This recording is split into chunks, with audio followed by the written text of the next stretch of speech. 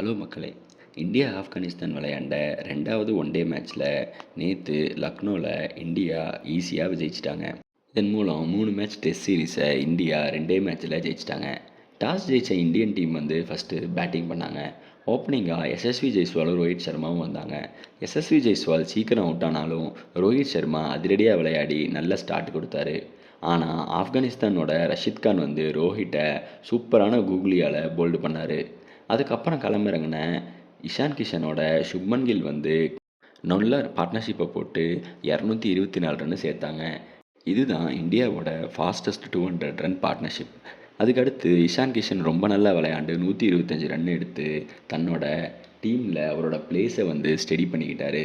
அதே நேரத்தில் சுப்மன் கில் 154 ரன் எடுத்து கடைசி வரைக்கும் எடுத்துகிட்டு போகலான்னு பார்த்தா கிராம்பில் ஒரு தேவையில்லாத ஒரு ஷாட் ஆடி அவுட் ஆகிட்டார். கில்லும் இஷான் கிஷனும் அவுட் ஆனதுக்கப்புறம் இந்தியாவோட ரன் குறைஞ்சிருச்சு. இருந்தாலும் கடைசி ஓவரில் அப்படி இப்படின்னு கிடைச்ச ஒரு பார்ட்னர்ஷிப்பில் இந்தியா 402 ரன்னுக்கு அவுட் ஆனாங்க. 400க்கு மேலே டார்கெட் அப்படிங்கும்போது எந்த டீமுக்குமே அது ஒரு டிஃபிகல்ட் தான். ஆப்கானிஸ்தானுக்கும் அது கஷ்டமாக தான் இருந்துச்சு. 403 ரன்னு டார்கெட்டை களமிறங்கின ஆப்கானிஸ்தான் ரஹ்மானுல்லா குர்பாஸ் அதிரடியாக ஒரு ஸ்டார்ட்டை கொடுத்தாரு. போன மேட்ச்லேயே அவர் செம்மையாக செஞ்சுரி அடிச்சிருந்தார். ஆனால் இந்தியன் டீமுக்காக அறிமுகமான பிரின்ஸ் யாதவ் அவரோட ஃபஸ்ட்டு ஓடிஐ விக்கெட்டை எடுத்தார்.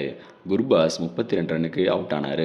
அதுக்கப்புறம் இந்தியன் பவுலர்ஸ் கண்டினியூவாக விக்கெட் எடுக்க ஆரம்பித்தாங்க. அஷ்தீப் சிங், குல்தீப் யாதவ், குர்னூர் புரார்னு எல்லாருமே ஆப்கானிஸ்தான் பேட்ஸ்மேனுக்கு எந்த சான்ஸும் கொடுக்கல. நடுவில் அங்கங்கே சின்ன பார்ட்னர்ஷிப் வந்தாலும் டார்கெட் பெருசாக இருக்கிறதுனால அவங்களால பெருசாக ஒன்றும் காம்ப்ளிமெண்ட் பண்ண முடியலை. இந்தியா கடைசியில் ஆப்கானிஸ்தானை 232 ரன்னுக்கு ஆல் அவுட் பண்ணாங்க. இந்தியா 170 ரன் வித்தியாசத்தில் செம்மையாக ஜெயிச்சிருந்தாங்க. இந்த மேட்ச்சில் செம்மையாக இந்தியா பர்ஃபார்ம் பண்ணியிருந்தாங்க. கில், இஷான் கிஷன் 2 பேரும் செஞ்சுரி போட்டிருந்தாங்க. முக்கியமாக 2 பேரும் ஒரே ஓவரில் செஞ்சுரி போட்டாங்க. அப்புறம் இந்தியா 400 ரன்னை கிராஸ் பண்ணியிருந்தாங்க. பவுலிங் ரொம்ப நல்லா இருந்தது. புதுசாக வர எல்லா பிளேயர்ஸுமே ரொம்ப நல்லா பர்ஃபார்ம் பண்ணாங்க. போன மேட்ச்சில் குர்னூர் புரார், ஹர்ஷ்துபே நல்லா பண்ணார். இந்த மேட்ச்சில் பிரின்ஸ் யாதவும் நல்லா பண்ணியிருந்தார். இந்த மேட்ச் ஜெயித்ததுக்கப்புறம் இந்தியா இந்த சீரீஸை கைப்பற்றியிருக்காங்க. சுப்மன் கில் ஓடிஐ கிரிக்கெட்டோட உலகத்தில் ஒரு சிறந்த வீரராக மாறிட்டே வராரு. இஷான் கிஷன் அவரோட செலெக்ஷனை ப்ரூவ் பண்ணியிருக்காரு. அதே நேரத்தில் புது பவுலர்ஸும் நல்லா பர்ஃபார்ம் பண்ணியிருக்காங்க. 2027 உலகக்கோப்பை சவுத் ஆஃப்ரிக்காவில் நடக்கிறதுனால இந்தியா அதுக்கேற்ற மாதிரி ஒரு நல்ல பாத்தில் போயிட்டுருக்காங்க அப்படின்னு தான் சொல்லணும். ஏன்னா அங்கே ஃபாஸ்ட் பவுலர்ஸ் நிறையா தேவை. இந்தியா 2 புது ஃபாஸ்ட் பவுலர்ஸை சான்ஸ் கொடுத்து அவங்க 2 பேரும் ரொம்ப நல்லா பர்ஃபார்ம் பண்ணியிருக்காங்க. இந்த வீடியோ உங்களுக்கு பிடிச்சிருந்தா லைக் பண்ணுங்கள், சப்ஸ்கிரைப் பண்ணுங்கள். தேங்க்யூ.